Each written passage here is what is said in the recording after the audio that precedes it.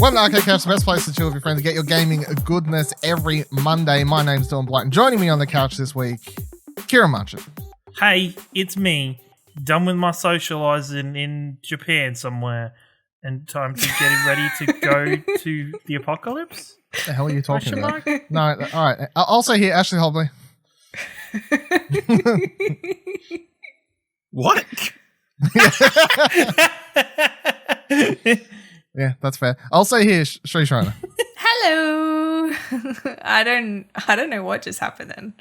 I don't know what happened 2 weeks in a row, because last week Ash just comes on with his thing, which I turned into, I felt, a funny Twitter video. It was you should go find that at Explosion Pod on Twitter. So lots of funny Twitter videos at the moment. Lots of funny Twitter videos on the Explosion Pod Twitter at the moment. You should definitely be following the Explosion Network Twitter account. Once again, at Explosion Pod for all your hot memes. I feel like that's the most promotion I've given at the start of any Explosion Network episode for like something that's part of the show. Anyway, welcome to the show. It's about video games. This week on said show, we're going to be talking about the Fast and Furious game. It's still coming. It's a thing I'm excited to talk about in a moment. PlayStation gearing up to face Xbox in the Battle Royale with cheese. And Wright has revealed a bunch more details about League of Legends coming to mobile devices. But first, a couple reviews that I've got up. One that I will have up hopefully by the time it's posted. But 3 games to go quickly. Most of these should not take much time, so no one should strap in. Anyway, first thing, Forza Street, right? It's a game. Remember we talked about it. I think me and Ash were come out at some stage. Was like, I remember bringing it up, and then I was like, Ash is going to like this game because he plays lots of mobile games, and now I wouldn't wish it on his worst enemy because it is a bad racing game. Everyone, I gave it 3 out of 10 on explosionnetwork.com in my review, and that is the lowest score I believe I've given any video game on our fancy little website. It's bad. It's very boring. Basically, the way the racing works in the game is you have a pedal on the right-hand side of the screen.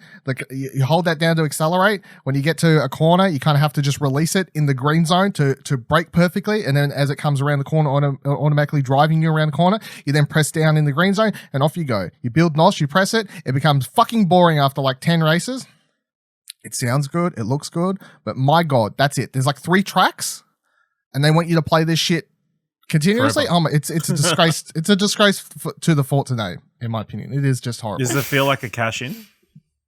It feels like exactly what it is, which is I found out recently when I looked more into it. It was actually a completely different game, and then Microsoft brought it or whatever, and they decided to attach the Forza name to it to bring it a little bit more credibility to get more people interested in it. But it was and shall never be known as a Forza game. It's absolutely disgrace to the franchise. So don't go play that. I'm not going to talk much about it, but I will say if you're looking for a good racing game, go play Kart Rider Rush, which I'm Kart still Drifter, building. isn't it?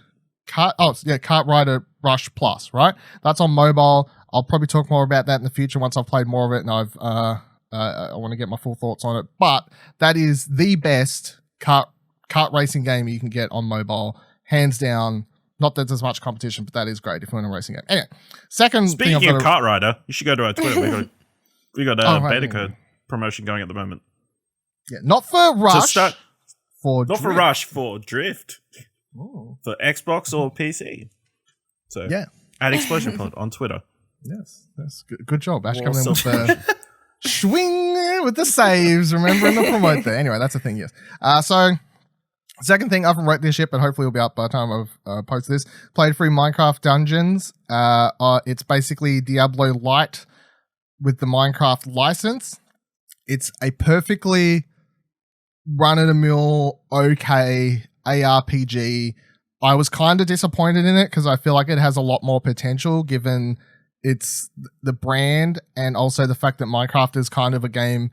It is literally a game about building stuff, and then I feel like they don't use the license and what the franchise is about well enough to do interesting things. It's kind of weird because they try and make it like super accessible to kids, but then at the same time they fail to meet any market because I would say that it's not super accessible. Like it's not a Lego game, but it's also not hardcore enough to interest Diablo fans. So it kind of falls in this weird middle ground where it's like, I don't really know who this game is for because it's not kiddish enough and it's not hardcore player enough to be super intriguing. It's only got like 9 levels. You can finish it in a couple hours, pretty much.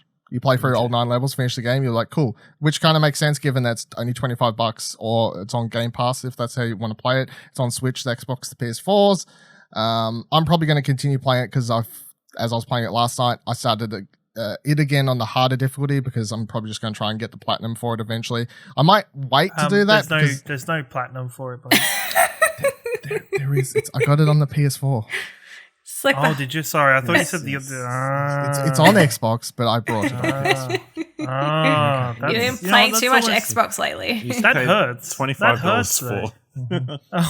Minecraft is a. He's played $25 for something he's already got. Minecraft is a worldwide brand. You know. I just thought you were. For some reason, I just presumed that you were a man who would just use the thing that he's already got, Xbox Game Pass. No, I looked at the trophies and I was like, look at these golds. Look at these silvers. Look at this platinum. $24.99. I'm passing that up, you know. Plus so the review? Crazy. Yeah, plus the review, I'll get it. So they and to play it on a platform most people aren't, so they have a real true opinion over here. They're real weird there because it's already got DLC on the front page, which is kind of gross. Like there's literally on the overworld map where you select the different levels, like the 9, there's one section where it's like hover over and it says like such and such coming soon. It's like the game just come out, so that's a bit weird. So obviously DLC is coming. You can pretty much already pre-order it or whatever. So I'm like, I don't know, maybe I'll get the platinum eventually. I'll wait for DLC to come out and then I can continue building my character towards level 50 while playing through that. Anyway, I'm probably going to give it like 6 or a 6.5. One of those two numbers is what I'm currently sitting at, even though I haven't finished writing yet.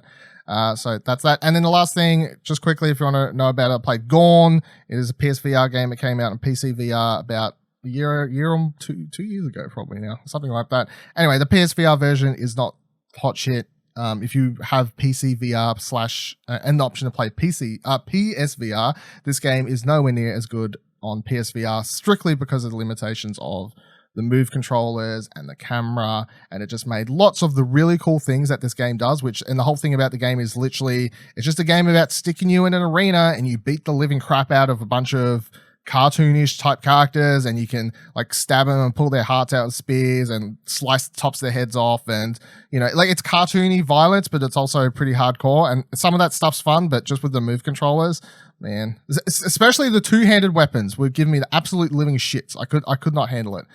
Could not deal with that. So there are all the reviews, explosionnetwork.com. Ta-da. Let's get into the first news topic. So, Fast and Furious. Love it. That's the end of the episode.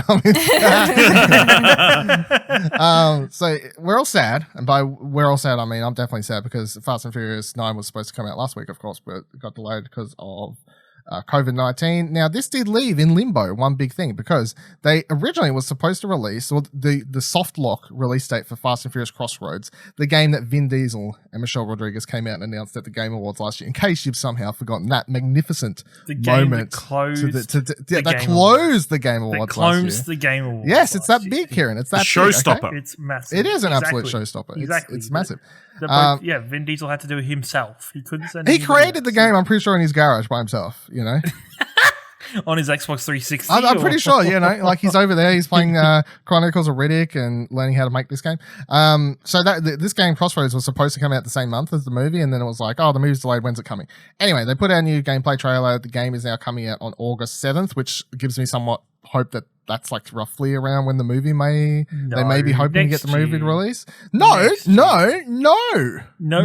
Ciaran. There's no way. No, the movies are coming back in July, don't you know? Tenet, off we go, straight to the moon. That's the first movie. It's kickstarting when movies come out. Kickstart the cinema industry. Guys, I'm watching that in Fortnite. I don't need to go to the cinemas. Well, you can do that, you bloody... When are you going to do floss over there, you fucking 12-year-old? Well, I'm watching sounds like Fortnite the worst way to watch that. Literally the worst way to watch it. Anyway, so they got gameplay out. So 2 minutes, 30 seconds of gameplay. It still kind of looks like a PS3/Xbox 360 era game. But I think it looks better than last time I saw it. Yeah, I think it does look better, which gives me some hopes. And as kind of rough and silly and kind of not super exciting this would look to anyone who doesn't really care about the franchise, I've got to be honest, I'm excited because basically what it looks like is that you're going to be doing the utmost ridiculous shit, which includes like fighting tanks. There's a scene where you're like dragging around a bowl from behind you, a la Inspire the bank from Fast 5. Yes. So to inspire that. But the cool thing it looks like in the trailer is that, so you'll have all three characters, and maybe these other new ones as well, but you have Dom, Letty, and Roman. Roman, yes. Those three are in it, and they're all voiced by their legit voice actors. I Wait, think The there Rock may be isn't in someone it? else.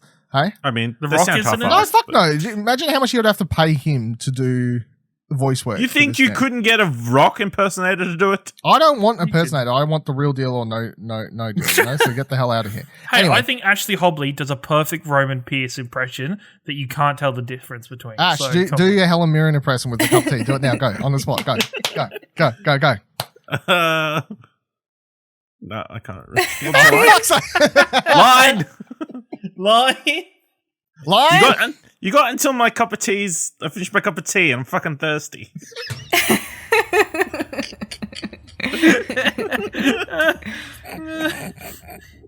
Oh dear. I don't think that was spot on, but I love hearing, you got to finish my cup of tea. I'm fucking thirsty. Go listen to our Fast and Furious podcast called It's About Family. It was about the lead up to episode 9, but now it's just a about the podcast. lead up. It's Now going you to can happen. watch I mean, the Fast and Furious series on Netflix and then listen to our podcast after you watch it. Boom. good point. So in this gameplay, because I forgot what I was talking about, they you can press. It looks like you can press diagonal buttons to switch between the cars at any point, which excites me. Like it seems like it may be this whole thing where you race up on one side as Dom, right, and you like stick a harpoon into a truck or some shit. You know, you're doing some hijack shit, and then Letty is like, "Oh man, I'll help. I'll get to the other side." So you press a button and it switches. You know, it's like playing Grand Theft Auto 5. 5. Yep, Yeah. okay, Grand Theft Auto 5. Yeah. Dylan. Are you being a little bit too optimistic about this game? Oh, absolutely. I don't care. Because But that's it's clearly what it is. because this, like, it just, when you're looking at it, it just screams movie tie-in game. It doesn't, like, Yes, Kieran. I mean, just because it's a movie Yeah, so tie-in what? game doesn't mean that mechanic isn't what it is. no, but the way, to the extent that Dylan is wanting it to work is, That's how it looks like it's working. It looks 10 like, out of yeah, could be. I mean, hopefully, multiplayer. That's It's gonna be getting more my like hopes up. Come on. You're gonna want it, it's gonna be more You're like wanting it Mario to- Kart, and you're gonna be very disappointed. I think there's going to be lots of disappointment when this game finally releases. But what you can look forward to is hopefully me getting a review code and then either being highly disappointed or the champion riding it on the review charts as the only person who did it like a fucking 'Cause- high 7 or something. because you're the only person that's asked for a code. Everybody else is like, I guess so. Fuck this. I can't get one for Last of Us. Please let me get one. So I got a goddamn podcast about the damn movie. Anyway, so I'm excited for that. I feel like everyone should be excited for that, to be honest, but that's fine. I can be the only person excited for it. Half-Life, that's a thing, right? So IGN writes footage of cancelled Half-Life Ravenholm shown in new documentary. For the first time, people get a chance to look at footage from Arkane Studios' unfinished Half-Life game codenamed Ravenholm. That's a spelling mistake there, by the way, IGN. So just a shout out anytime someone's like, oh, spelling mistake, explosionnetwork.com. Yeah, it happens everywhere. Thanks to the newest no-clip documentary episode on the French game studio, footage from the unfinished Half-Life spin-off game was finally made available to the public. Where? Yeah, no, I don't like it. It's wrong. You might know the developers Arkane for their best for their immersive sims like Dishonored and Prey. At some point, Warren Spector and his team at Junction Point handed over a prototype for a Half-Life game they were working on to Arkane Studios, who was just hired by Valve to start a Half-Life project. Since it was never completed, there's no official title for Arkane's Half-Life game. Internally, it was called Ravenholm. That's actually how you spell it. Based on its setting, it starred Lieutenant Shepard from Opposing Force, and it's centered around an abandoned experimentation center. Father Grigori is also in the game early as a guide. Another mechanic in the game was a magnet gun. which junction point created. The gun can attract items, but also magnetize objects to combine them. Blah blah blah blah blah. So I love shit like this, and I watched the full. I will say as a note, I've watched the full 90-minute Arkane documentary that No Clip put out. It's fantastic. This section of it's only about. It's probably like 15 minutes of it or something like that. But it's definitely one of the more interesting points, especially from in that developer's history, because this is at a point where they were like kind of struggling, and they literally get handed the golden nugget. You know, Valve is like, "Do you want to make a Half-Life game?" Half-Life. And they were being pitched it as like this may be another episode, like another. This is episode 3. Well, I don't think they pitched it that way, but they were pitching it as like. Episode 2.5. It could be another episode, but like maybe it's not a direct connection of the story. Anyway, so they're like, "Hey, go make this game," and you can watch you can see footage of it, and the game is very much near. I wouldn't say like nearly completed because I don't know how much bug testing they had to do, but they had like a lot of the levels completely done. In the doco, they show you like the first 5 minutes unedited of literally just how the game starts, and you would think it's a fully completed game. And for whatever reason, just one of those weird things that happen in the industry, they're working on it, they're not getting it done. Valve just decides like, nah, it's not worth our money anymore. We want to do something else, and they decide to cancel it. And apparently, Arkane was like, no, let us finish it. And in the documentary, they talk about how one of the developers like. They stayed up for like 24 hours basically to try and like put all the elements together and like kind of present a full put together alpha version of the game to Valve. And then like they took it and they're like, "Here, look, we're so close to getting it done." And then they were still like, "Nah, don't want to anymore. Like it's not worth it." And they were like, "But we spent like so much time and it was Half-Life." And it very much seems like, especially the way the documentary presents it, that a lot of people at Arkane still to this day, you know, years and years later, decade later, they're still just like, that is the one game that they wish they'd got to finish. And they actually talk about how they still have the build they've put together for Valve. They have it set up on a PC, and they say that, I don't know if they're like over exaggerating this, but they do say in the demo, in the doco, that every time like a new employee comes in, like if they've been there for a couple of weeks, eventually they're like, someone will come over and tap them on the shoulder and they're like, "It's time." And they'll like lead them over and be like, "Play this." Because until this documentary, none of this footage had ever been seen before, and the game hadn't really even been talked about before. Like people kind of knew that it was something potentially that they had worked on, but no one knew anything about it. So to get tapped on the shoulder at the studio, like, "Come play our unfinished Half-Life project, see how that goes." And what a different world would we be living in if Arkane had done a Half-Life project, because their trajectory was fail at this. They also talk about how they were doing a game with Steven Spielberg. That got cancelled as well. So they were just, these things knock to knock. That game got cancelled. This game gets cancelled. They're kind of on the ropes. Eventually, Bethesda comes in and buys them. And that's when you get Dishonored, Prey, Dishonored 2. Now they're working on Deathloop. And that's kind of what they're known for. And obviously Dishonored is, I'd say, the game they're most known for now. Like that's kind of the one that people cosplay as, and you know, people love that world and characters. But imagine a world where Arkane Studios made a Half-Life game. I can't imagine, like, does Bethesda still buy them? Do they end up somewhere else? You know, it's quite interesting. Ciaran, you're the only other Half-Life person. I think it'd be really interesting, and I think, honestly, as well, you'd have an idea of what this game would be, because in the original Dishonored and in Dishonored 2 and even in Prey, you'd see a lot of those physics-like Half-Life kind of maneuvers and things you could do with physics in those games that you would figure that they've learnt from making this Half-Life game. Like, you've got to think that, yes, sadly, this game hasn't come out and it hasn't given them, you know, they haven't been able to share their work with the world. But at the same time, it has made them a better studio that, thankfully, as soon as Bethesda had purchased them, they could use that knowledge to prosper in their next venture with Dishonored. Like, I would come to say that maybe if this game had come out, maybe we just never got Dishonored. Well, we would have got Dishonored because we find out in that doco that Dishonored was an idea that someone at Bethesda has, and they were basically looking for a developer to turn that idea into a game. And the idea Bethesda had at the time was, it's called Dishonored. It's a like sort of samurai stealth game, and it's set in Japan. And they come on board and they're like, cool name, cool concept. How about London and like steampunk or some shit? You know, like they completely like. But also, but that means that it might not have gone to that studio if maybe Valve would have purchased Arkane. Yeah, that's probably what would have happened if it was good, you know. Yeah. Yeah. Probably would have been good. People just and we might have got a stealth samurai assassination game set in Japan called Dishonored. Yes. Yeah. There you go.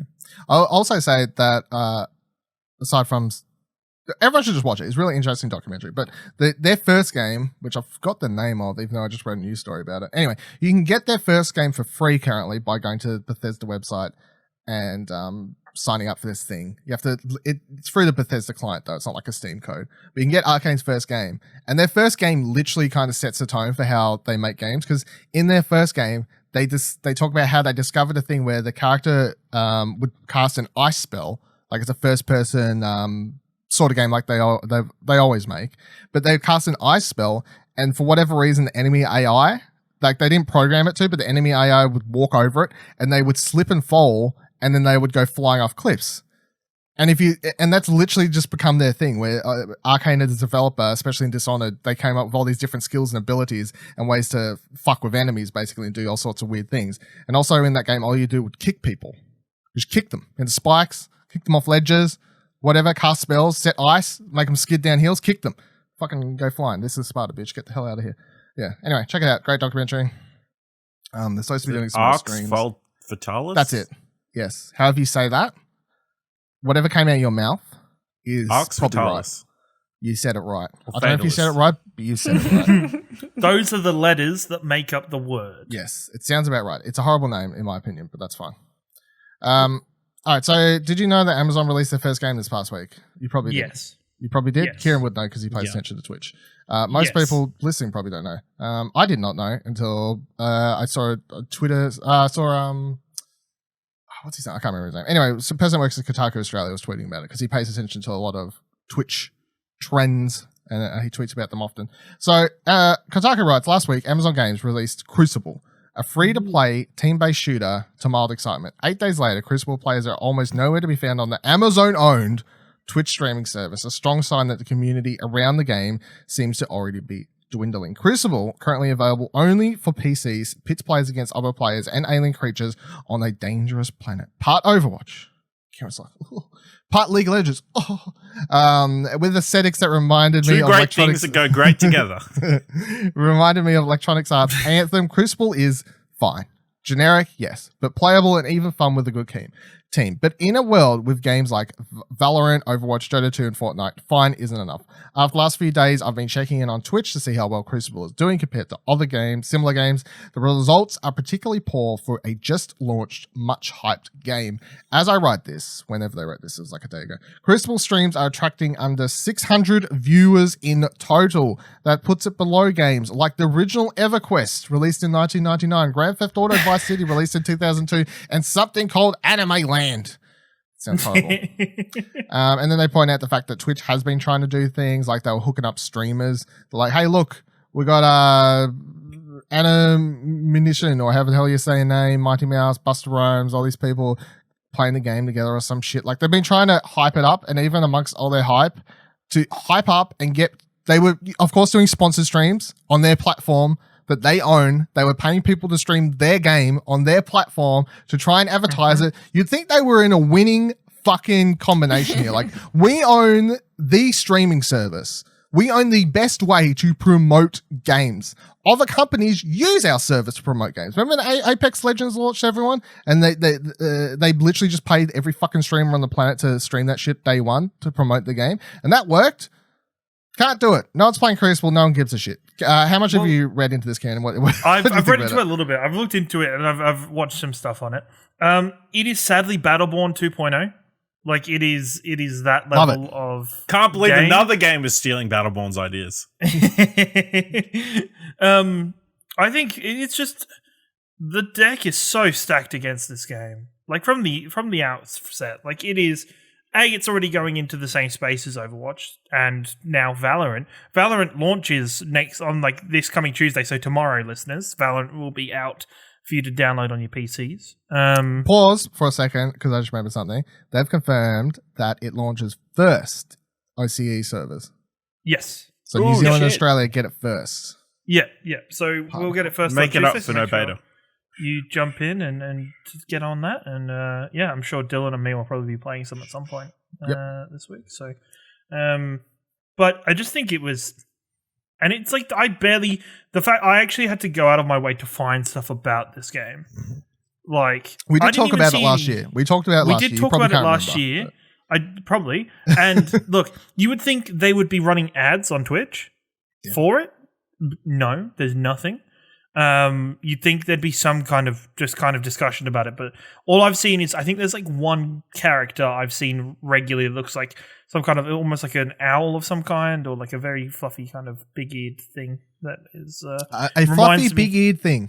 It reminds me of the main character from Biomutant, which is probably I love it. Then my favorite game, which got me confused, but yeah, it's just it's doomed. I'm so sorry to the team that made Crucible, and it's just going to have a slow and painful death. And probably in the next 12 months, I will lose a predictions and I'll end up playing it. And I'll end up just sitting there. Just like took the words out of my mouth. In a queue by myself because nobody's playing the game. So it's really not a good start to their first step into the games world.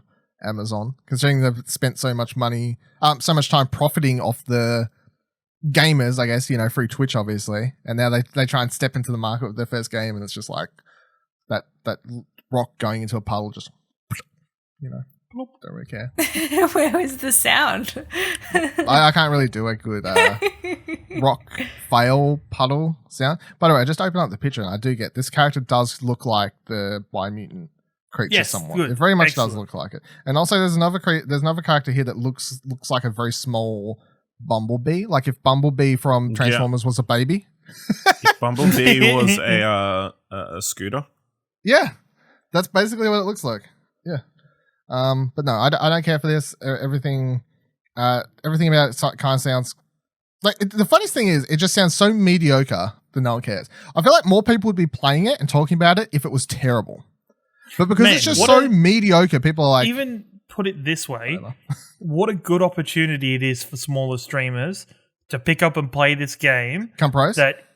Not even become pros, but suck up to Twitch a little bit and to Amazon a little bit and be like, hey, look at me. I'm playing your game that nobody else is playing. I'm trying to bring viewers to it. Let's give me a partnership. I wonder if that'll work. But, I feel like that's asking for trouble. Accidentally put me on the front page. Yeah, accidentally put me on the front page. No, but I feel like that is an opportunity, and the game is so mediocre and unknown that people aren't doing that. So it's true. I mean, looking at the Twitch loot page, they could have given out some free shit, with Twitch Prime. Yeah, definitely with Twitch Prime, and then maybe people would have a look at it. But no, not even that. They fail at promoting. Hey, do you have Amazon Prime currently? Well, guess what? That also makes you have Twitch Prime. Go over to twitch.tv/Explosion Network and click the subscription button and use your free Twitch Prime subscription on the Explosion Network. I feel like we're doing a good job at these ads are... Yeah, that's good. Bam. All right, so Pokemon Go Fest 2020 will take place inside your home this year. Niantic has revealed that the upcoming Pokemon Go Fest will take place across the entire globe in an attempt to continue fighting COVID-19. Pokemon Go Fest in 2019 took place in Chicago, Dortmund, and Yokohama, with thousands of attendees showing up to a predetermined location to catch Pokemon and take part in a special event with community. Pokemon Go Fest 2020, they haven't announced fully what the details are, but it will still cost you money. You will still have to pay for a ticket to take place in it. It will still go over 2 days. They haven't confirmed if all the usual exclusive Pokemon that you get at the fest are going to be there, but you can also presume that there will be a mission quest story, whatever they call these things. I can't remember. Because usually at these research, yes, because usually how they work is so for example, whatever the last one was, I can't remember his name, but for like Celebi, for instance, the first time Celebi was put in the game, it was introduced at a Go Fest, and then all the people there got it first, and then they added that quest publicly, but it's a different version of the quest, but they add that like a month or a couple months later. So then the people who get all these legendary Pokemon first are the people going to Go Fest, and they get to catch heaps of rare Pokemon and exclusive Pokemon. And of course, half the thing of being there is Niantic's actually there. They set up all these stands. They set up like, you know, they have people walking around in costumes, and, you know, they have like stuff to do other than just walk around. Like it's kind of like it's like a festival. Park festival. Well, it is a full festival for it. Yeah. Hence Go Fest. Yeah, so this is interesting. Of course, they probably just couldn't find anywhere to do it, and it just didn't make sense. So this is the thing that makes the most sense, of course. Cherie, are you excited to catch more Pokemon at home? Yeah, well, I mean, like, this is a worldwide event, so it's like no different to other events that they have in place, that you can still go and catch things wildly. But then, of course, they have all these incense things at the moment. Yeah, and that's the thing, like, at the moment, the Go Fests that have currently been on over the past couple of months, if you had purchased a ticket, you did it at home still on incense, which attracts your Pokemons to your house and around your in-game character, instead of going to the event and it only being available, you know, for you there. So they've already made those adaptations in-game to the last few events. So it's only natural, I think, that this has finally come around. And I mean, so it's a big cost to go to these things when you look at it. You know, if you not were, live there. Yeah, exactly. Like if you were flying, like, you know, there's plenty of people that fly for these things. It's like if you fly over there, then you got accommodation. That's everything else. Like it really, if you're talking about people and companies that have adapted to this whole COVID-19 situation, then Niantic, I think, is a perfect example of what they're doing to help people still play their game, which is primarily based around the fact of getting out. Like, yeah, I think it's awesome. And I'll be excited to give it a crack, because even though they haven't announced all the details yet, I think that it's based on what they have been doing in-game recently. I think it's not going to disappoint. My only one thing is, and I brought this up last time I talked about what they were doing when this stuff all started. When they added remote raid passes, the last time I talked about Pokemon Go. They've added so many features now that make playing from home easier that they cannot go back. Like, they will get so much shit if they strip too much of these features away. After I guess it's like when it comes to, say, like remote raid passes, you're purchasing them. Like, you have to purchase them if you want a remote raid.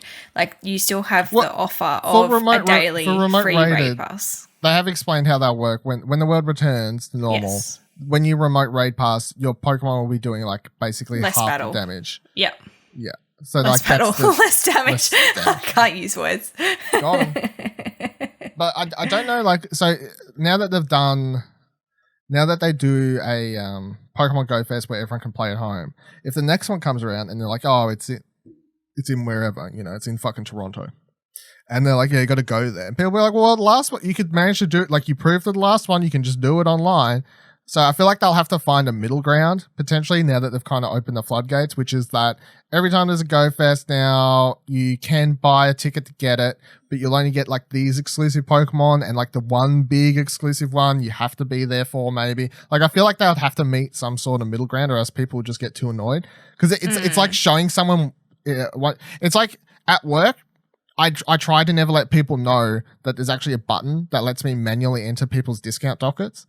Because once they know that, that's just opening floodgates. You know, people are like, this is out of date. Yeah, but I know you have a magic button that just puts it through. So I try not to let customers know, because I know what people are like. So this is a similar sort of scenario, I feel. Yeah, I mean, I think because they've made adjustments, obviously, for like, you know, lengths of time that things last for, like incense, half an hour to an hour and stuff like that. When the world starts going back to normal, all those things will start reducing back. But at the end of the day, like, they're still making money. People are still playing their game. And really, that's also what it's all about for them. people are still playing their game, you know? And if they're going to be still making money, like, you know, as an example, I know plenty of people at the moment that I've seen, you know, using remote raid passes and stuff like that. Like I have a friend who she's got a newborn, like she's using remote raid passes because she can't get out as much. Like that sort of thing to me is just opening your game up to people that, you know, can't always get out there and play. And I think that's awesome. So I think with this event coming around, you know, obviously if you're going to play it at home on Incense or something like that, you're not going to get as much out of it as if you'd still go out walking and doing the event. But I think either way, it's pretty cool. Yeah. Now, the one last thing I'll say for Pokemon Go, that because I was listening to the lovely House of Mario this week, right? And Drew and Bryce have both been playing the game a lot more with these new features.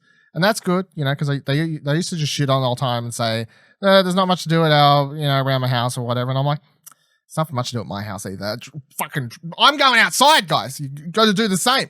Anyway, they're enjoying it more. That's good. But one thing I agree with that Drew said was he wants to reach level 40 so he can start suggesting to add poker stops and poker centers and gyms or whatever the hell they're called around his closer to home, which I'm like, yes. But he pointed out how long. He's like, oh, it'll probably take me 2 years to reach level 40, which is probably right.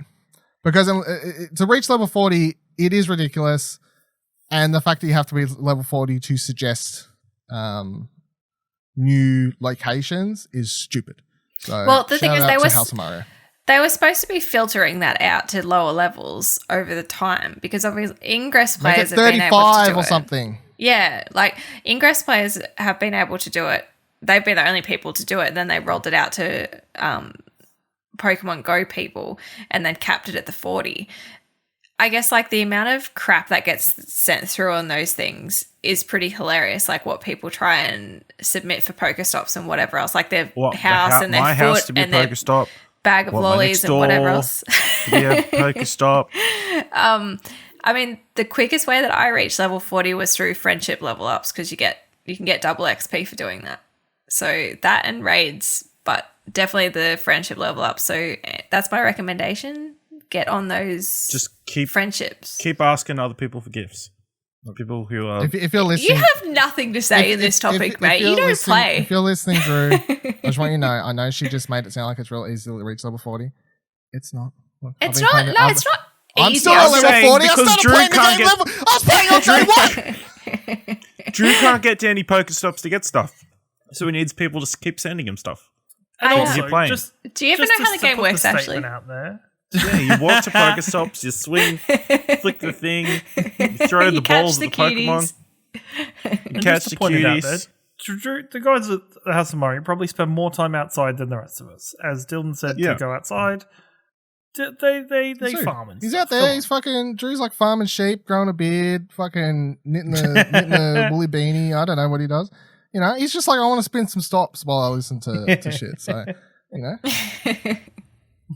Go listen to House of Mario. There you go. We promoted ourselves a couple of times. Promote the House of Mario now. It's fine. It's all swings and roundabouts. Who's going to get promoted next? Keep listening. Yeah, donate to Ko-fi.com/explosion for your chance.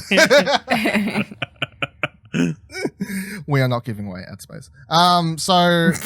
Yet. Thank you, Dash. I'm level 30. I'll let you know. Just double check. Boom. Yeah. Boom. So I can't make suggestions the other. No, neither can I. You have to be Don't level 40. even play. Come on. It's way harder than you make it sound. I think you have no idea how hard and how much XP you have to get to reach level 40. No, look, I did the hard yards. I'm not saying it's easy. I'm just saying that's my recommendation of getting, you know, a bunch of XP.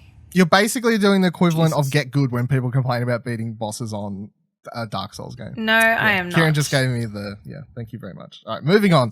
So Riot Games has, they did a stream, or Riot in combination with old mate Jeff, because Jeff does a stream every week now, in case anyone doesn't know. Sometimes we know when they're going to happen. Sometimes we don't know. Sometimes it just pops up and old Jeffy's like, look, turn it on the old webcam tonight. I've got someone to sit down with and we're going to be talking about the game. Of course, last week, Jeff did a stream with Riot when they talked about Valorant.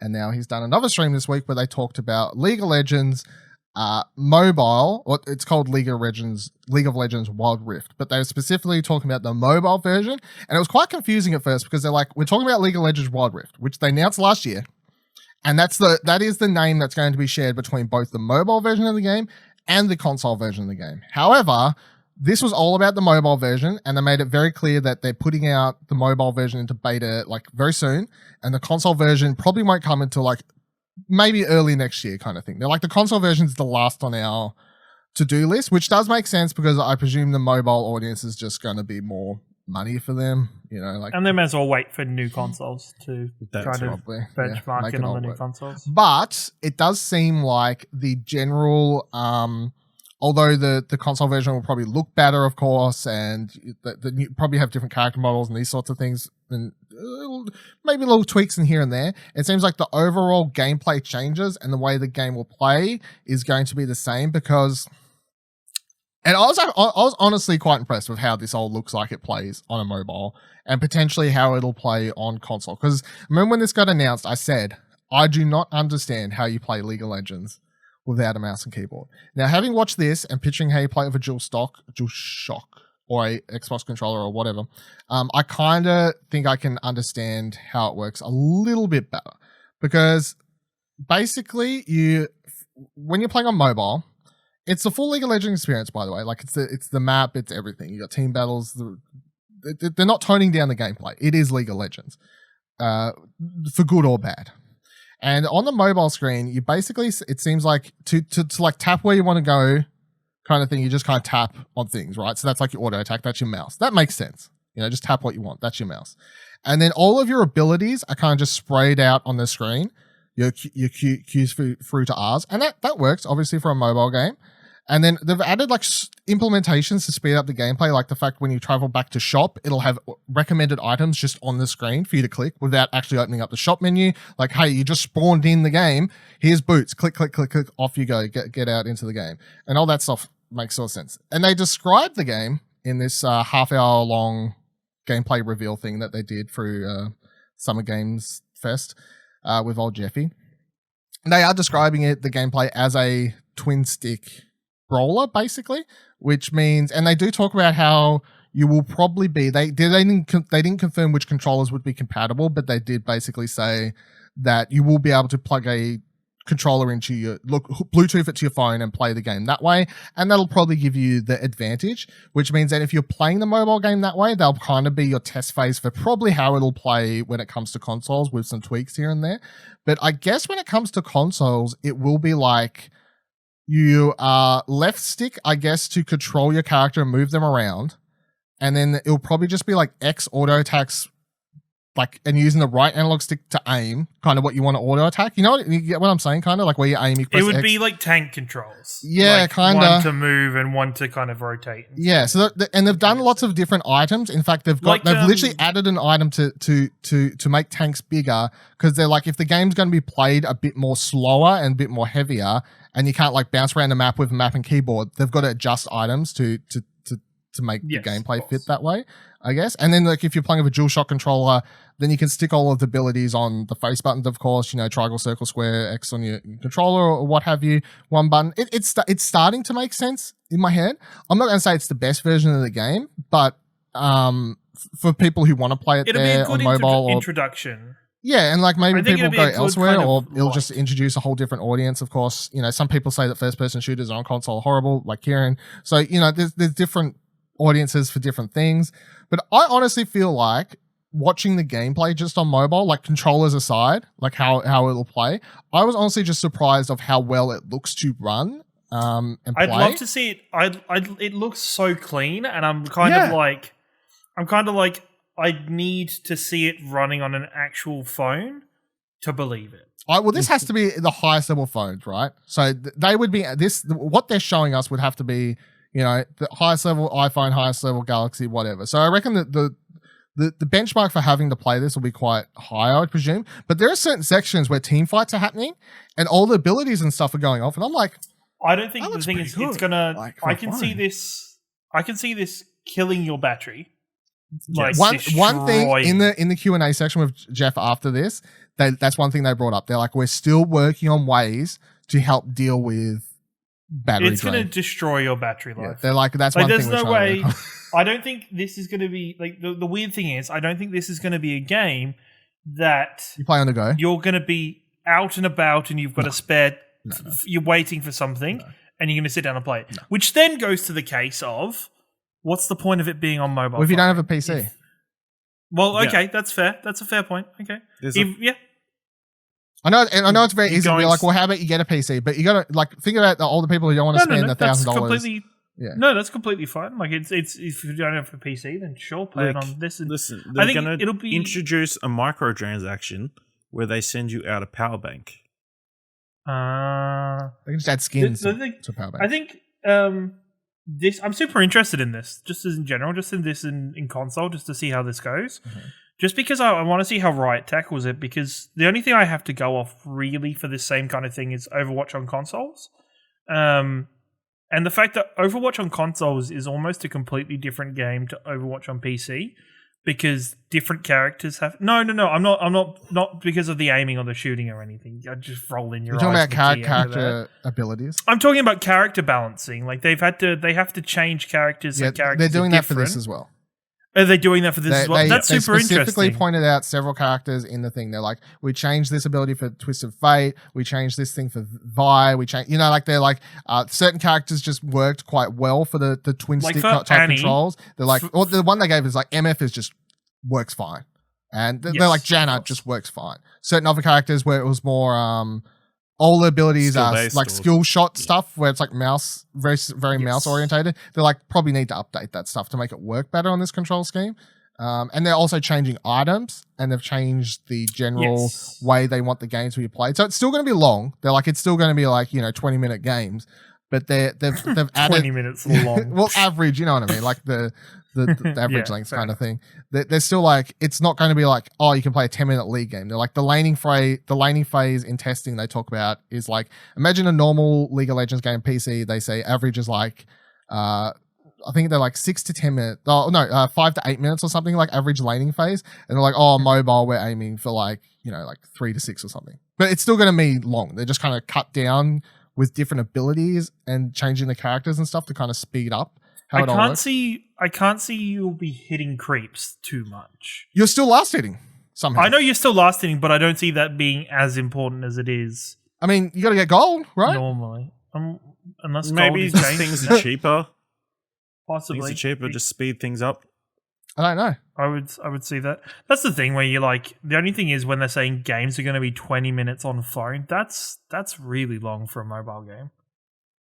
For 20 minutes, 15 like to 20. The 15 to specific 20? audience they called out during the stream from memory, the specific audience they called out is that, and I think it was Jeff. He's like, I often talk to people who would love to play more League, but they're like, I'm too busy, or I no longer have a PC because I had to sell it because I just didn't use it anymore, but I used to really enjoy playing it and I'd love to get back into it, or I've got a family now and I can't deal with like PC or whatever, so just the ability to play it on my phone like a couple nights, a couple matches at night or something would be great.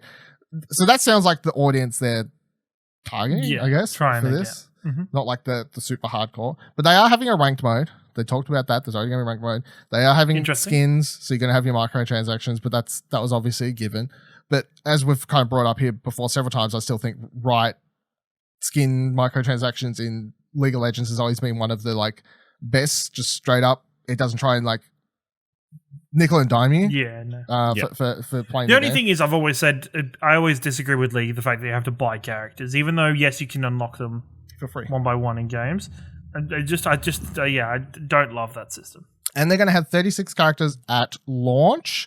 No Teemo though.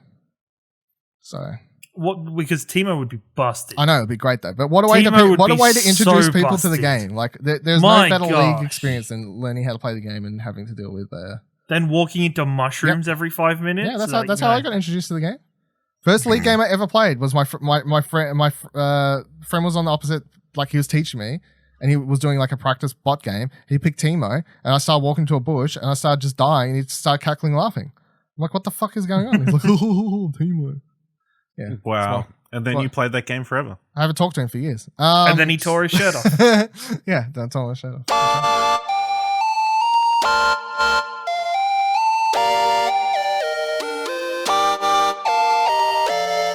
All right, let's talk about what we've been playing. We've got two main things to talk about. The first one is the big one, though.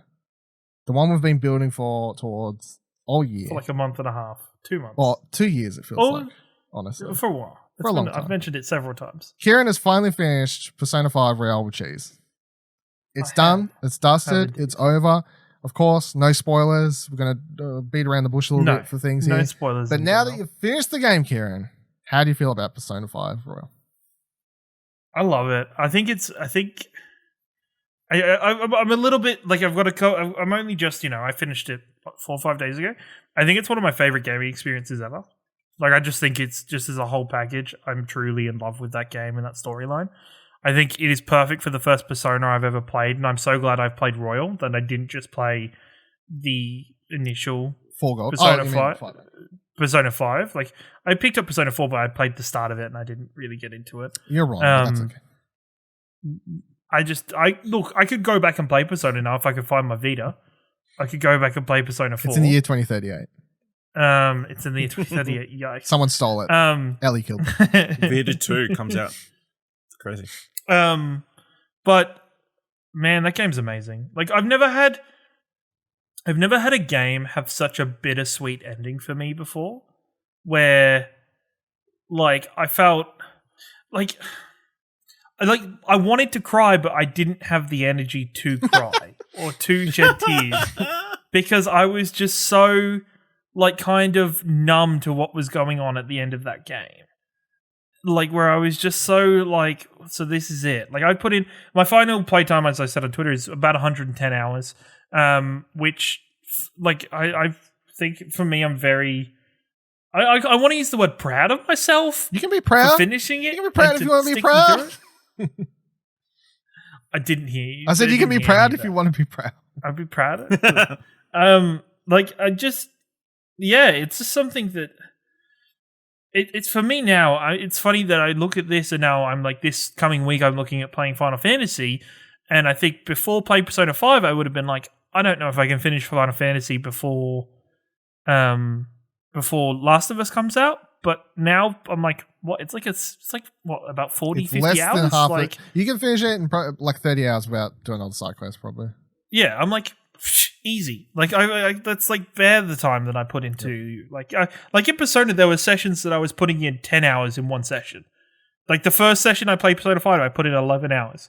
Now think about the fact I played and reviewed it in about 12 days. I was super impressed with that. That's fucking, it's ridiculous to have done that. And at the same time you were working, which is ridiculous. Yeah, that's why I was falling asleep with my controller next to me and playing it as soon as I woke up.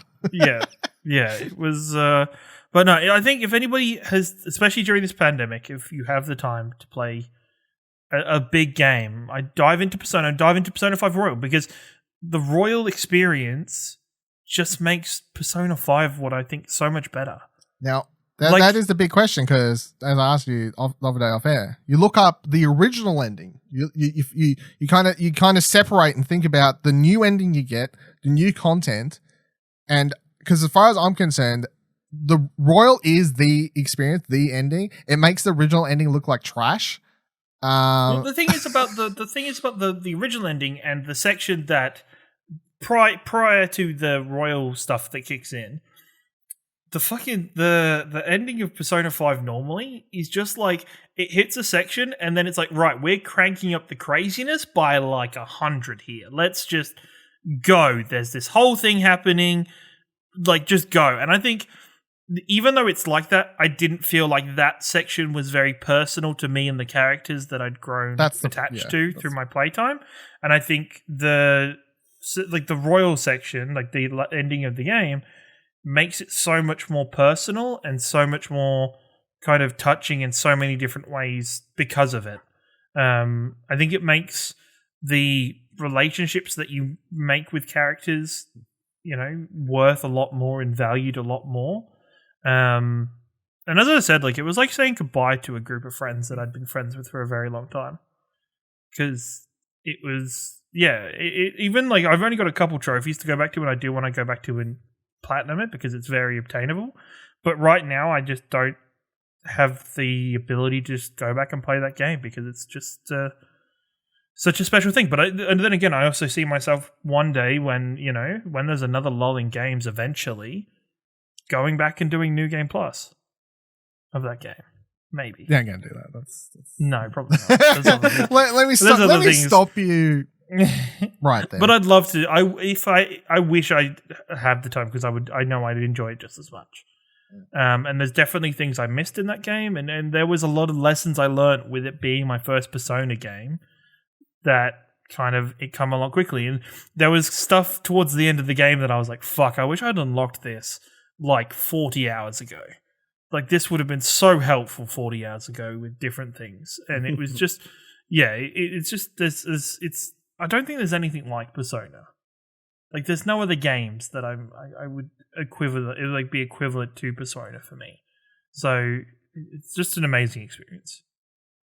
I'm glad that we've reached the end of this road, because it just felt like it was taking forever. I'm just like, especially because I swear the last 2 weeks you just keep being like, I'm here. I'm like, I swear you're so close. Just finish the fucking game.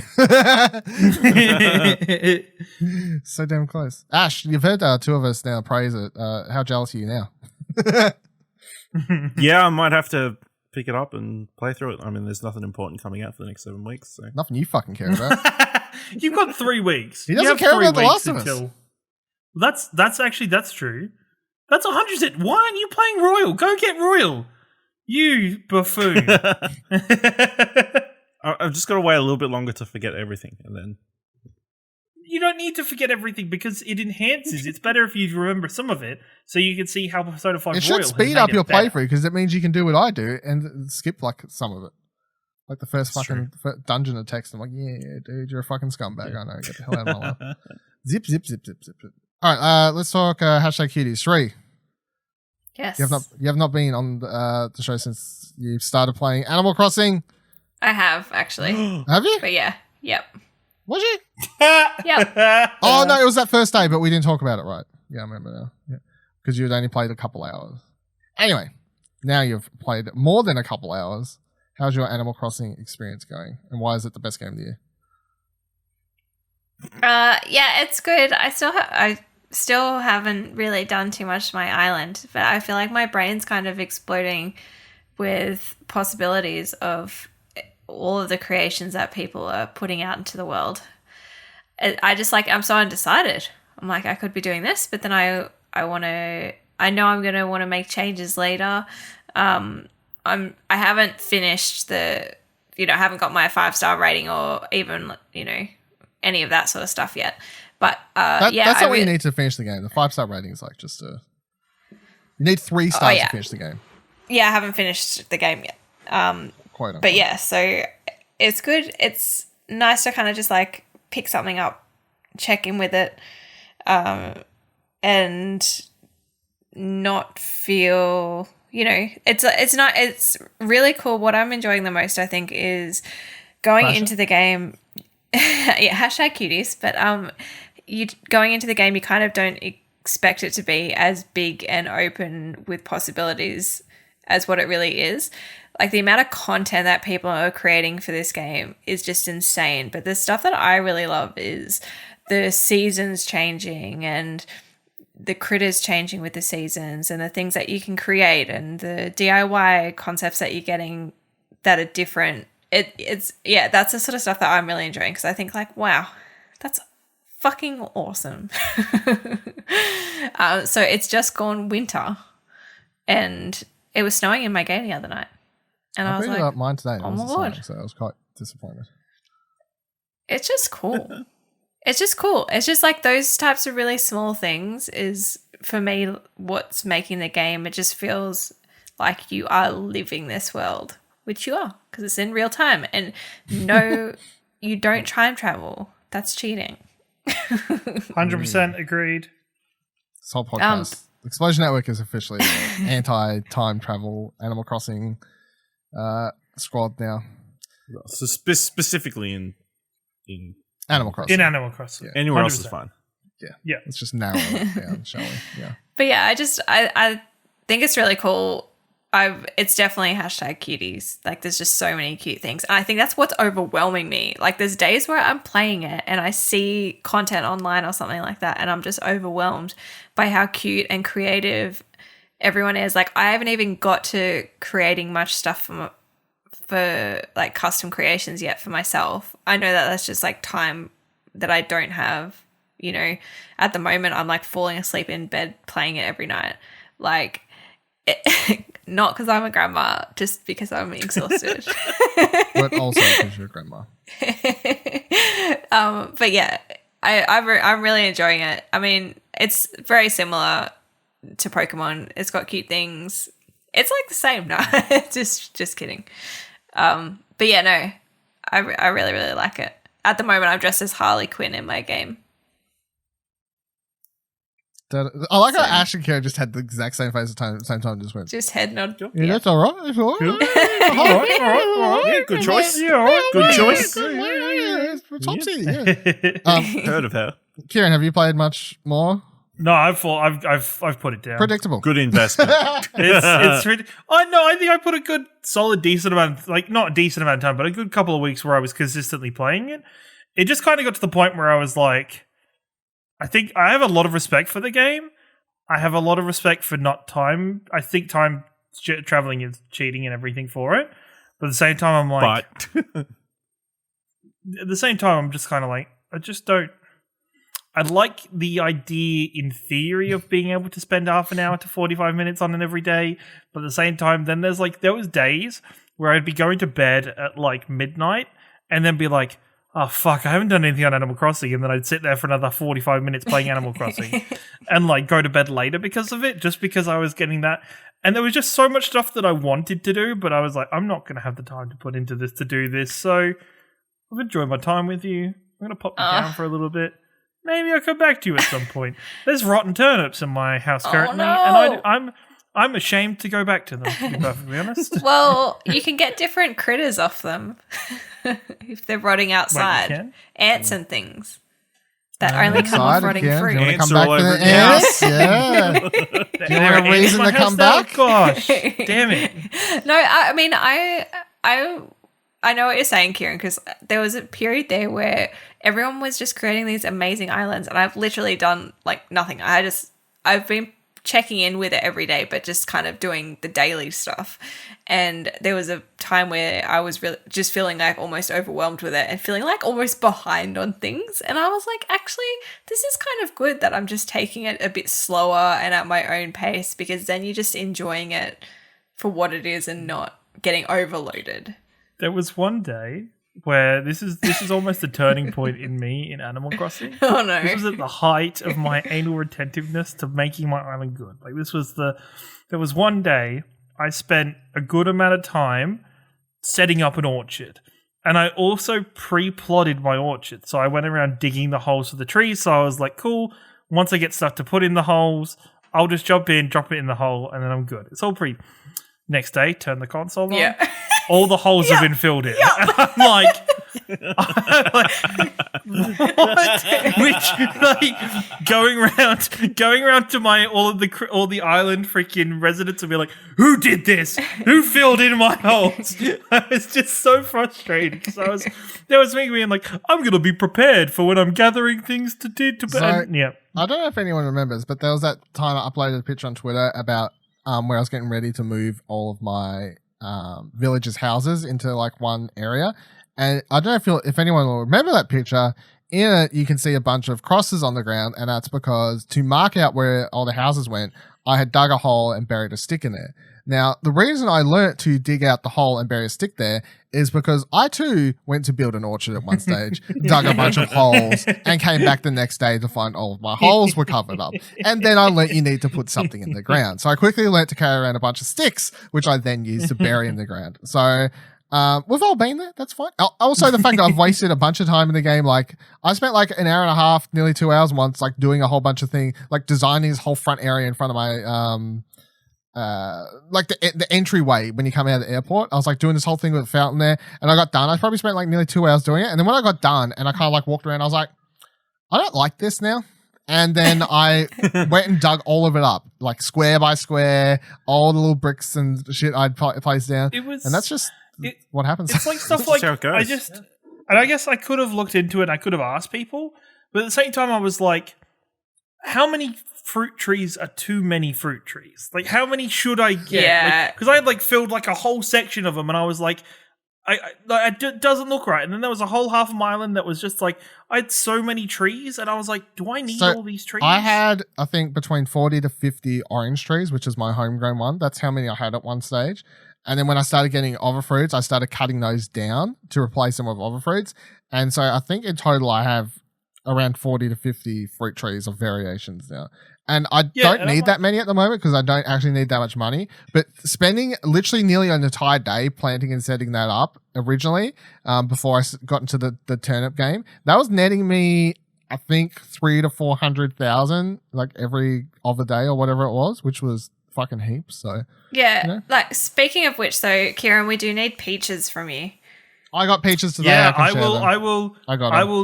Oh, okay. If you got them, if not, I can send you some because I can good. Yeah, you had one job and you failed, so that's fine. I do have them, but I'll jump on it sometime to send you some.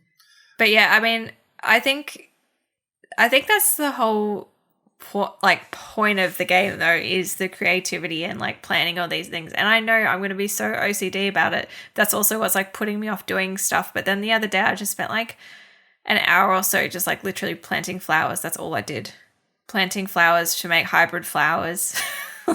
I also wish that like the design tools in the game were almost a little bit more complex. Because you want it to be Minecraft, but it's not. Not necessarily Minecraft, but like as you said previously when we discussed it more in your review, you said the grid system is really annoying. Oh yeah, and there was stuff like, you know, when I set up my shop, you build a shop, I want it over 1 millimeter or something. Or like stuff like, you know, I didn't realize that the green tent wasn't going to move, so I put my shop like directly behind this green tent, and it was really annoying me for ages, and I couldn't move it until I upgraded the green tent. And then I got to the bit where you start building more houses for more residents, and I put one of them a little bit too far forward, and it's not in line, and I kept seeing it, and I kept being so annoyed because I was like, that was my whole island until I spent literally 10 days moving every single building. Or like, you know the thing you get in your house, like the designer for your house, where you're like, I wish I could do that for the entire island. Like just go into like a top-down grid mode for the island and just be there moving stuff like around. Sims. I know that takes I know that takes away from the Animal Crossing doing it yourself kind of stuff, but at the same time, like I just wish that was. I know what you're saying. Yeah, it'd be easier for me to manage. DLC. Maybe.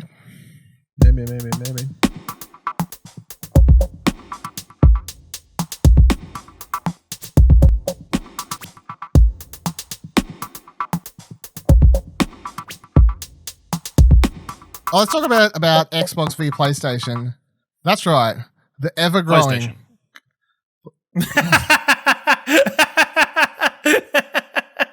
All right. Thank you for joining us this week on Couch. No, let's talk about the next-gen fight. So we're going to get a little bit ahead of the big thing, of course, to set this up. This is all spurred by, firstly, PlayStation on Friday morning at like 2 a.m. tweeting out, hey, we're finally doing it. PS5 full reveal event. It's happening 6 a.m. this coming Friday. Everyone, please be excited. Next gen starts here. Next gen starts here. That's right. That's what they've said. That's what's happening. And then there's been a few details that have come out of it. So, and the key one I want to talk about is this, because I think it's already kind of setting up the big difference that the two companies are going to go with. So Shannon over at Press Start writes, in an interview of GameIndustry.biz that went live after Sony announced their Future of Gaming event earlier this morning, Sony's president Jim Ryan has confirmed that it'll be taking the opposite approach to next-gen games than Xbox. Jim Ryan said that while Sony knows that only a small percentage of PS4 owners will convert to PS5 at launch, they still believe in generations, and that when you go to the trouble of creating a whole new console, developers should be able to utilize essentialized features that are exclusive to that console that the previous generation does not include. He went on to say that, quote, "We are thinking that it's time to give the PlayStation community something new, something different that can really only be enjoyed on PS5. This is quite the opposite to what Microsoft appear to be doing with the Xbox Series X. They have confirmed that launch titles such as Halo Infinite, the game I am building towards playing, and any first-party games that launch in the first few years will also be playable on the Xbox One X and Xbox One S." The full quote from Jim Ryan on GameIndustry.biz can be found below, which is, quote, "We have always said that we believe in generations. We believe that when you go to the trouble of creating a next-gen console, that it should include features that benefit that the previous generation does not include, and that, in our view, people should make games that make the most of those features. We do believe in generations, and whether it's the DualSense controller, whether it's 3D audio, and whether it's the multiple ways that the SSD can be used, we are thinking that it's time to give the PlayStation community something new, something different that can really only be enjoyed on PS5. So this more or less draws a line, I think, to pretty much how both companies are going to act going forward throughout the generation. And I think I'll chuck it to Ciaran first, because I think he, when we was discussing this earlier today, when we was on twitch.tv/Explosion Network, playing through Halo, finishing Halo 1 and starting Halo 2. That's the update on that, by the way, everyone.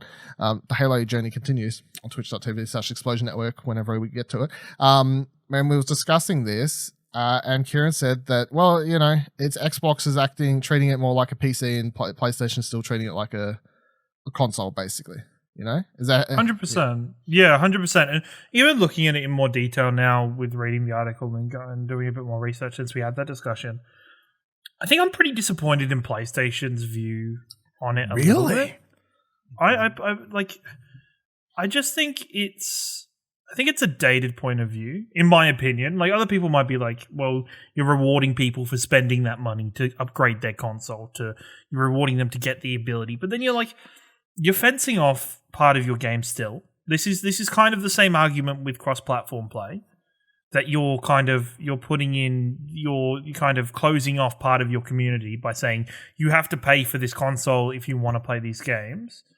I think if anybody was to say, or anybody was trying to use the excuse or the validation that, well, it would be harder if the developers have to work for different versions of the different games, and if they have to kind of work for different kind of graphic models and different powers and stuff. Well, it's like, well, PC, like, honestly, and I know people say, yeah, but Ciaran, you're doing PC Master Race stuff. PC games have been doing that for years. Like, PC games are designed to be played on a range of different systems. They all have a minimum specs where they do indeed say to some computers, sorry, you're just not strong enough to run this. But they at least give you graphical options and changes you can make to the game yourself to play it. And I think, yes, it could mean that the quality of PlayStation games might get higher, or it might take better advantage of the PlayStation like kind of infrastructure if they're only making games for that console. I just think I think it closes the door a little bit for both it's, you know, the third-party developers, and also for PlayStation fans in general that can't afford to upgrade to the PlayStation 5 sooner rather than later. I mean, that's how it's always worked. That's how it's always worked. That's why I appreciate, and it's not even a bias, it's why I appreciate what Microsoft is doing. That they're not forcing a generation anymore. They're trying to just make it so everybody can still enjoy the stories and games that they're bringing out. They're not forcing upon new hardware on anybody. Ash, how do you feel about this? You got a hot take? I know Ash is very objective to this, so I'm ready. Xbox can't force anybody to do anything, so, I mean, they couldn't force them to buy the last generation, so how are they going to force them to buy the next one? I just think it's the cycle, isn't it? That's just how it's always worked, and it's how it always should work. PlayStation Studios. Sorry, why should it always work that way? Because that's the only way we're going to push the games forward on that platform. It makes sense. Sorry. That your own personal... sorry, computer. Sorry, you haven't got any better in the last 10 years. We've just had the games on it. Sorry, computer. Carry on. Computer's not on the ground. Actually, Isn't it on It's your not like you. It's not like. No. Did you just pretend to look on the ground if your computer's like? No, it's on my ground. ground. Like my Is it? PC's down here. Oh, okay. Yeah, I don't have space. It's not like you're not going to be able to get any games on your PS4. I'm sure there's going to be a bunch of third-party games that you'll be able to still buy, play on your PS4. It's going to be great. But for the core first-party games that are the flagship games for the console, it makes sense for them to be all looking at going to the next generation. Looking forward instead of looking backwards. That's what I say. Cherie, Stop living in the past, Ciaran. Cherie, do you have hot takes or? Oh, I don't think I have any hot takes. I think I can see both.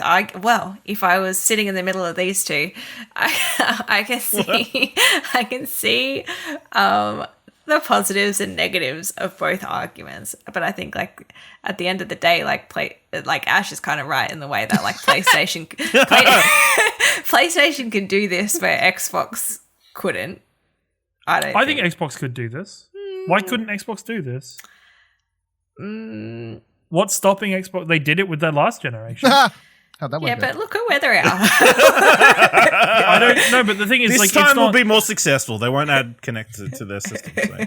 No, but it's not nothing to do with that though. Like, it's still like last generation. They still had games that you could only play on this generation of consoles. Yeah, but It's not like Xbox But is nobody bought the console to play them on. That was the problem. like what? Like it's Yeah, so what I mean is I think that PlayStation knows that they can make this move and it won't hinder them. This is going to be a positive move for them regardless. Sure, there's going to be plenty of people that are going to be like, oh, okay, I can't afford to buy the console, whatever, I'll wait, etc., etc. Well, I'll just play the games that I've got on, it'll be fine. But there's going to be a huge number of people that are still already committed to buying that console moving forward. I'm gonna say something I will regret. Yeah, come on, Ashley come will on, use Ciaran. this. Ashley will use this against me, and this is my very honest opinion. And I've said this in another interview recently. If it comes down to it, and I can only pick one console, I would choose the PlayStation 5. I would choose the PlayStation 5 purely because of exclusives. Yeah. Because at the end of the day, if something's non-exclusive and I can play it on PC, I'll play it on PC. But if it's exclusive to the console, and Microsoft stuff I can play on my PC anyway. But PlayStation stuff, I need the PlayStation to play it because they have IPs that I really want to play. So that's just and that's because of the difference in the strategy. That's just the bare bones of what's happening. What you're saying is you just want the best of both worlds here, Ciaran. No, it's just the fact that I think it is... You just need to keep all your bases covered. Because honestly, with your PC, you don't need an Xbox Series X. Also correct. 100%. I don't need an Xbox Series X. I'd still want to purchase one to support pretty much Xbox. Microsoft obsoleted their console before they even put it out. I don't think people would. I don't think so because I think the general public to a certain doesn't market. to a certain person, sure, but I don't think. I think the Xbox Series X is a more affordable way to get an upgrade in gaming for the general mass public. People aren't going to spend $3,500 to $4,000 on a PC to run games at a higher, rate. It's just not going to happen. Do you think that's the equivalent of an Xbox Series X? No, not at all. No. But I think this is a more affordable way of getting an upgrade in graphics. That it's easier, and it's people that aren't very IT literate or people who aren't very comfortable around computers or maybe just don't have the space for a computer setup. They need an option to be able to do that. So I don't think by any means it's obsolete. I just think Xbox is just taking a very different approach to what PlayStation is. I think just generally they do take different approaches. It doesn't matter if it's for this next gen or not. Like, you only have to look at Game Pass and things like that, to see which way, like, where their focuses are. But yeah, so I personally don't think I don't disagree with what PlayStation are doing. It seems natural. But to me, I'm just like, at the same token, don't see that there's one better option. Correct. Ash? They're objective decisions. There's a right option, though. No, there's not, though. Oh, I got off my hill No, I mean, and try to find a middle ground. I think I feel like Microsoft is not as invested as possibly Sony is. Like PlayStation and Sony's cash cow at the moment, so they need to make sure that they get the biggest bang for their buck each time they do something new. Whereas Microsoft can play kind of the long game because they've got a lot of other things in the fire, other things they can make money off and that kind of thing. Whereas Sony needs the PS5 to be a success, and the best way to make sure they're success is to have all your PlayStation Studio games only on PS5 going forward. And it's not like it's not like we haven't gotten a first-party game in like a year. We're getting two of the biggest games in the next month and a half. So, I mean, you can't complain too much, I don't think. But, oh no, there's not going to be any more first-party studio games on the PS4. I feel like it kind of just comes down to what because I don't feel like either option's the right one.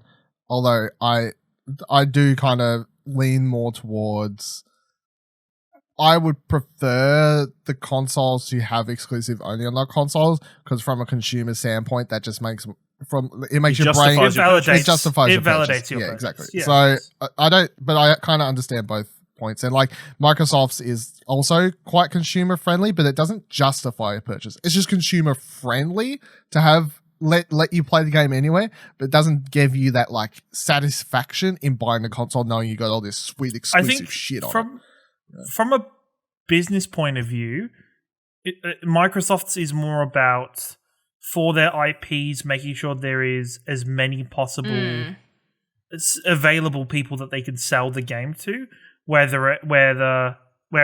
PlayStation's quite happy to say, you mean give away the game to? Well, you pay for calm it. down. You pay for that. You pay for it, Ash. You pay for Game Pass costs money. Why does? But then the thing is, so Ashley bashes Game Pass, but why is one of the biggest questions around PlayStation 5 is, are PlayStation going to do something like Game Pass? It's because PlayStation because people want to know. But why do they want to know? Because that's it. Because a lot of people will maybe pick an Xbox if Sony doesn't have a similar service. People are starting to realize how good people who are with Xbox are unlikely to switch over if there isn't. Yeah, probably. I would think. I would describe it this way. Sony over the last generation have turned themselves into more of a Nintendo, and by that I mean they've put out so many massive first-party titles that justify owning that console that they can kind of do what Nintendo does, which is they're like, Nintendo doesn't actually put out that many first-party like big blockbuster games, but the games they put out, people will fucking buy a console for. Like they're like, you will buy our console for this game, and we know you will, so we're gonna make you buy it. And Sony Sony has reached that point where they're like, God of War, everyone loves that, yeah. That's exclusive to PS5, the second one. You're gonna buy a PS5. You want Horizon Zero Dawn? Yeah, it's on the fucking PS5. You want Spider-Man 2? PS5. I feel like they've had so many massive things, which, as cool as it is to say that Xbox has upcoming things, like obviously Halo's going to be pretty big, but they have not set that standard for themselves over the last generation. In fact, their standard over this last generation has been the last 2 years of slowly building up Game Pass from reveal to filling up the library, and now Xbox is known as the Game Pass machine, not a first-party machine. Because most of the first-party games that come out, they're on Game Pass, and most of them don't review very well. I guess, and also, we could equate, in theory, if you want to look at it from a historical point of view, in terms of life cycles, we could equate the original Xbox as the PS1, Xbox 360 is equal to it's in terms of let me fully explain. Xbox 360 is equivalent to PlayStation 2, where they had a massive boom. This Xbox is equivalent to PS3, where they've had some problems building IPs, and then they've chosen to the later stage of that. I will disagree because generation. Although the PS3 was a failure, it's not a failure. It ended up selling quite well by the end of it. It launched horribly, much like the Xbox One did. However, the big difference between the Xbox One and PS3 is the PS3 kickstarted several massive IP and franchises. Uncharted, Last of Us, fucking Infamous, like Resistance, continued Killzone into being this massive thing. The PS3 was not a failure when it came to IP. The Xbox One was. They both kind of sucked out the gate. That's fair. IP was there. I think there is some hope for Xbox though with the job they've been doing of building up Xbox Game Studios. Well, their focuses are just completely different. Correct. At least out the gate. I don't want to sound like too much I'm shitting on Xbox, so I'll swing it around that one and say that I fully expect Xbox when they reveal their first party games in July, I fully expect there to be some really good looking shit, because we know over the last couple of years they have been throwing money bags at developers and buying them up to come join Xbox Game Studios. And we've talked about all of these purchases on this show over the last couple of years since its inception, and we haven't seen shit from any of them. Like apart from Hellblade 2, which we still haven't seen gameplay from, all these other developers, we have no idea what they're doing. You've got that bug game that's coming. That's the first party. That is not their big heavy hitter. They're not like Grounded is Bleeding Edge. That was in development before they.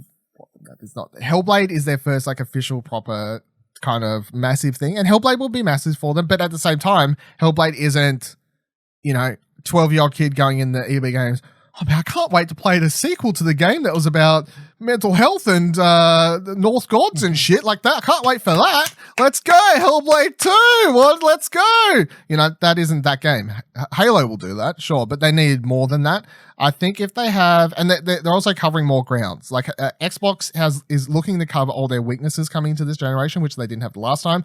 They've literally brought up Obsidian, as we're talking about. Like Xbox has never had RPGs. They've never had them.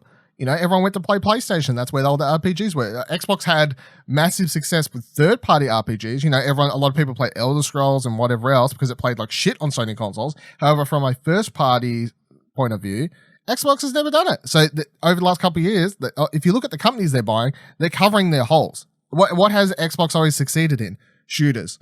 Third-person shooters, first-person shooters, and racing games, I guess. They're the three kind of ticks they had going. Yep. And then all the holes they've kind of been buying up. They're like, RPGs, let's get this developer.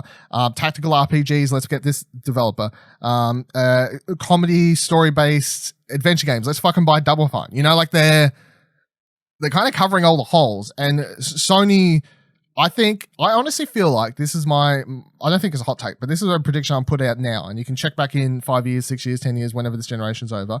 I think that this generation will be one of, if not the most interesting to see how it goes down, because I feel like for once, I'm not going to come in where one side kind of shits the goose out the gate, Whereas that's what's always happened in history. Xbox shat it with the last one. Before that, PlayStation fucked it up. Before that, it was kind of like Xbox entered the game. They're like, well, what's going on? So I don't count that. But when it's been even, when both companies have existed, it's just been this bunny hop over one another, like between every generation. I feel like this is the only one where they're going to come in and both are going to actually have an even fight. Ding, ding. Let's go, people. Ring the bell. Let's go. Get hyped. Get some pogs in the chat. Please do a barrel roll. Press X. Yeah. Anyone got any final thoughts on this? Or if anyone wants to chuck out Ciaran, do you have any hot take predictions for the PS5 event next Friday? Not really. Like the thing is, even though I fly the flag for Xbox, I feel especially on this show because I don't think anybody else will. I fucking do. No, but not for a station of. I think it's I think when it comes to the terms of the for people on the show, Ash is very PlayStation sided. You're in the middle. Ash hates everything, and I'm over. And I feel like I need to be on the Xbox side to kind of level it out and to balance it, so it's just not Ashley shitting on the Xbox all the time. But at the same time, I'm very much like, I wish I want to own everything and I want to be a part of it or both communities in some way or another. Like, same with me buying Animal Crossing on Nintendo. It's exactly the same thing where I'm like, I want to be part of it. I think you just got sick of hearing me talk about it and reading people on Twitter and just missing out everybody on the conversation. No, it's just the thing, because I want to be a part of it so I can understand it and so I can talk about it and feel like I've had a somewhat educated guess about it. Like, I'd hate to buy an Xbox and then shit on the PlayStation 5 despite never touching a PlayStation 5. I'd hate doing that. Like, honestly, I don't want to shit on it anyway. I want them both to be great. So, are you locked into getting both? Do you reckon, at this stage? Yeah, like there's no, unless something really shit happens to me financially where it forces me to choose one. Sell that car. I will definitely be grabbing both consoles, and as soon as the PlayStation 5 event happens, I'm sure pre-orders will go up for them if they're not already up. So I'll probably be making sure there's a pre-order, because I'm the thing is, especially as we've said previously for this, if you're umming and ahhing about getting a PlayStation or getting an Xbox when they first launch, maybe just get some money down on a pre-order, because there's a good chance these things are going to be delayed or hard to get your hands on. There might be limited stock for both consoles due to the pandemic and everything. Let's do a full roundtable update then. Ash, how are you currently feeling? Right before we get, because we're about to get into, we're about to get the PS5 event, we're about to get more Xbox events. Like at the moment, are you like PS5 day one, or are you like, nah, homie, can't do it? Because I'm co-host on Platinum Explosion, one PlayStation podcast in the Oceanias. So I've already been told I need to pick one up, otherwise I'm not going to be on the show anymore. Fired. Cherie, you gonna sell your soul to any next gen gods? Maybe eventually. I don't think I'm going to be rushing for it, only because I haven't had much time on it lately, and I've just been mainly on my Switch. So I'll probably just sit on it and just see what the happy haps if you only choose, you see an Xbox first party IP, and you're like, man, I wish I could play that. I'll send you an Xbox One, and you can play it on an Xbox One. I have both consoles. Well, that's even better then. So yeah, I'm still set in my ways, which is I'll be getting both day one, because I guess you have to. I feel like I have to. Yeah. My answer is it'd be weird as a gaming outlet or a place where we want people to come to for news. If they come and be like, "Hey, what do you guys think of the new generation consoles?" From a distance, they look kind of cool. Yeah. Like I think I played a demo booth. It was really good. I stood in somebody's garden and watched through the window as they unboxed theirs and played it. Like it was cool. My current thing is, if I wasn't doing this, I'd probably only be getting the PS5. I presume I'd be only getting PS5, but because of the Explosion Network, I feel obligated to get both. Yeah. All right, cool. So PS5 event happening Friday, everyone. I honestly still expect Xbox to announce maybe something. I still expect them to announce something for June, because remember we've talked about this. They were like, "Hey, maybe they'll event announce last month, halfway through July. the PlayStation. That would be fucking hot. I want to see it happening. Fight. No, they're just gonna shadow be like an hour before the PlayStation event. Hey, we're live now, folks. Get ready. We're gonna fucking steal PlayStation's thunder. Do it. I'll see it. By the way, we've just made a stunning change, and we've got this massive new SSD in it. Poggers. Xbox Series XXXXX. That's what now. That's too many X's, actually. I'm going to be honest. That's too many X's. Yeah. Anyway, I'm excited to come back next week with all of yous and talk about it here. Why are you trying to hurt me? Will we though? You're trying to attack me right now? Jesus, that's so. This week's question is: do you prefer the PlayStation or Xbox method of giving you games? Do you just want to be able to play everything where you want, or do you like PlayStation? That's like, if you are the elite, be the elite. Come join us over here. Being the elite. Being the elite. You can follow us on Twitter by heading to explosionnetwork.com/Twitter. You can find all of our Twitters there and follow. You can let us know on Twitter or by emailing mail@explosionnetwork.com with subject line Arcade Couch what you thought of the show, or answer to the question or topics or questions that you would like us to answer. I don't care. Say hello. And we'll see you here. Same time, same couch, next week. Boy. Disclaimer. Ashley and Ciaran are friends with each other. Even though they may argue on the show, they are amicable and friendly in Discord calls. The views displayed on this podcast are purely for entertainment purposes. Hey, don't forget you can subscribe to the show wherever you're currently listening, and you can drop a review if you can.